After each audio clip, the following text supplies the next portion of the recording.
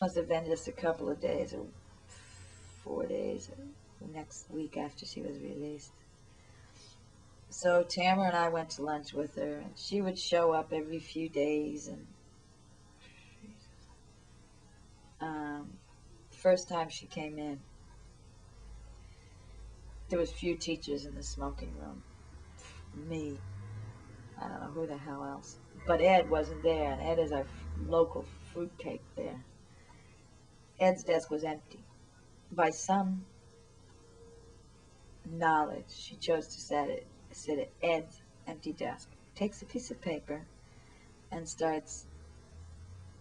I was walking out, I looked at what she was drawing on the paper, and it's just like straight lines, this way, that way on the paper, straight lines on paper. I'm like, holy fuck.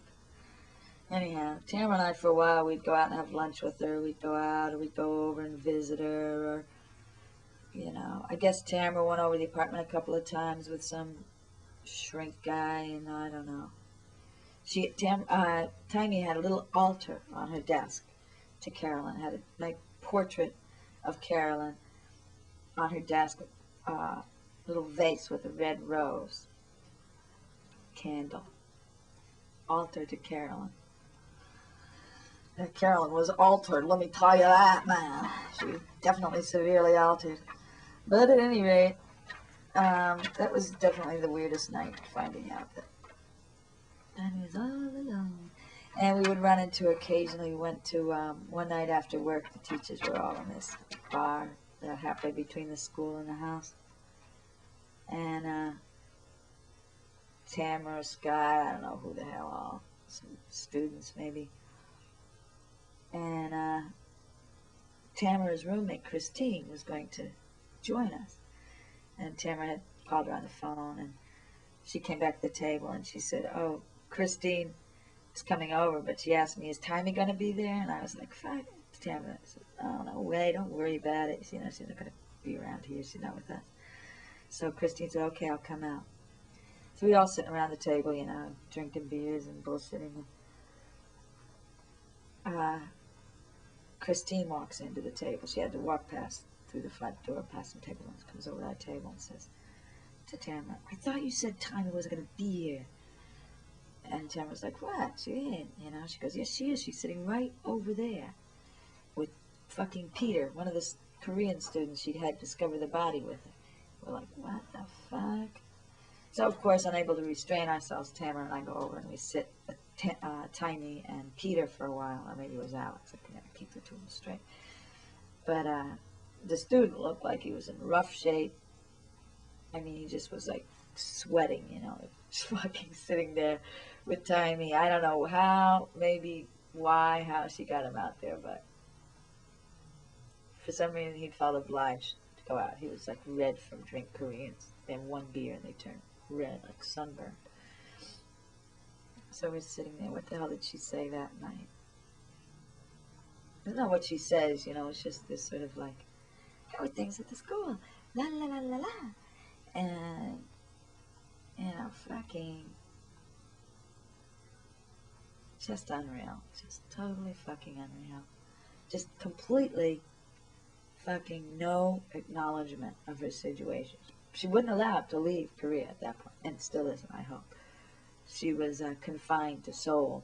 She had to only stay in Seoul because the Koreans would have loved to get her out of the country, but the U.S. State Department was putting pressure on Korea to keep her there because Kathy was already out of the country. If Tommy left the country, the case would have been shot because there's no extradition treaty. So they essentially would have gotten away with murder. And they have so far, at any rate. So, yeah, I mean, you'd see her in and out of the school, the fucking director, just nothing. It was as if he didn't see her. It was as if a little wind had passed by. And the other teacher was starting to get upset about her coming in. I don't know. The Jim ex-Marine guy was not very good in the murder situation. A lot of the strange things that happened along that really paradoxical things. I think I have them in another letter.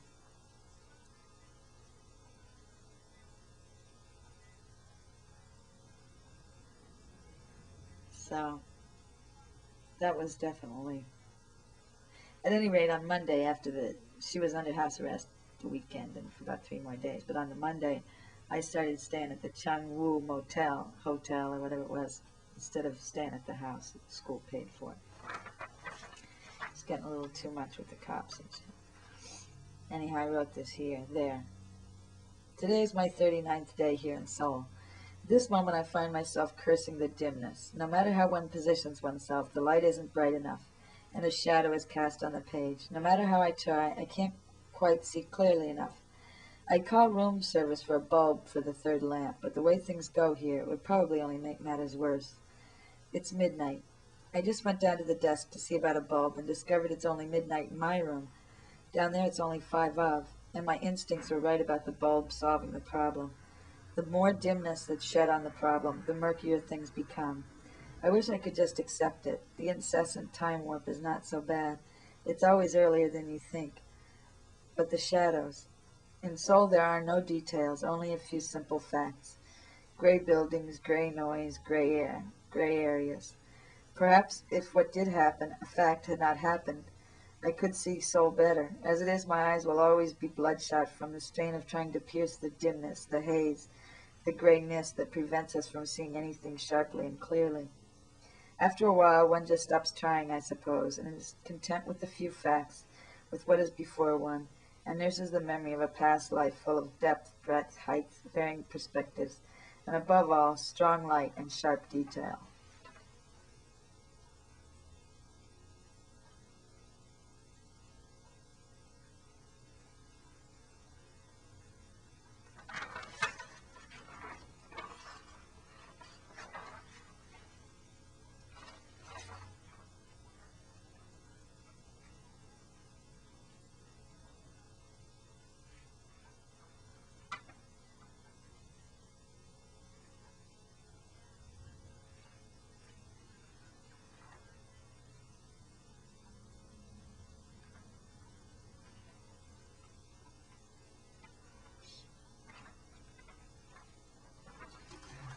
Well,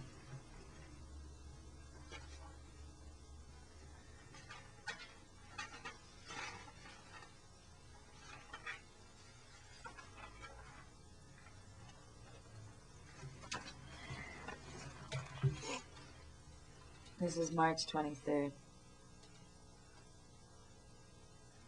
High hysteria.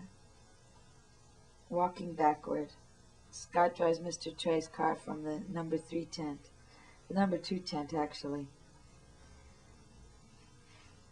This is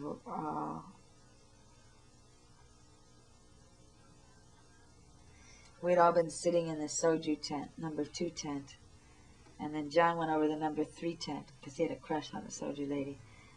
And then after a while, Tamara went to check on John, and she never came back. So Scott went to check on Tamara and John, and he never came back. Then I went to check on Scott and Tamara and John, and we all wound up next door. Scott stalls Peter Trey's car 3 times in a single intersection, and we were only 6 blocks from home. People were making jokes in the car like, thanks, I'd rather take my chances with Timey. We split up at the corner. I've got to go home to see Big Mac. That's the new teacher, Big Bill McGregor. Big asshole McGregor. John's new roommate. Walked backwards. Yesterday? Yes. Thursday. A pile of Timey's files appear on the teacher's kitchen table. No explanation. At least no one in the smoking room cops to it. She's always with us. Later today, Friday. Scott says, look at this. He flicks his lighter. A tiny flame appeared a full 3 inches above the striker, floating in the air. But nothing strange in that. It's Korea, isn't it? Walk backwards, Tuesday, wake up. Call in sick. No such luck. Ms. Min calls. Emergency. Everyone absent. Please rush in, where angels fear to tread. Nearly hit by taxi in the rush. Pay for cab, arrive. Jim says, go home and rest so you can come in tonight. Left note for Jim saying, won't be in tonight. Need to rest. Calls me into office on Wednesday. Gives me a letter of reprimand. I didn't follow policy. Need for rest is not an excuse, etc. You know the rest. I tried to explain to him that these were the times that tried men's souls and that mine wasn't up to snuff, no pun intended. No combat pay, no rest and relaxation.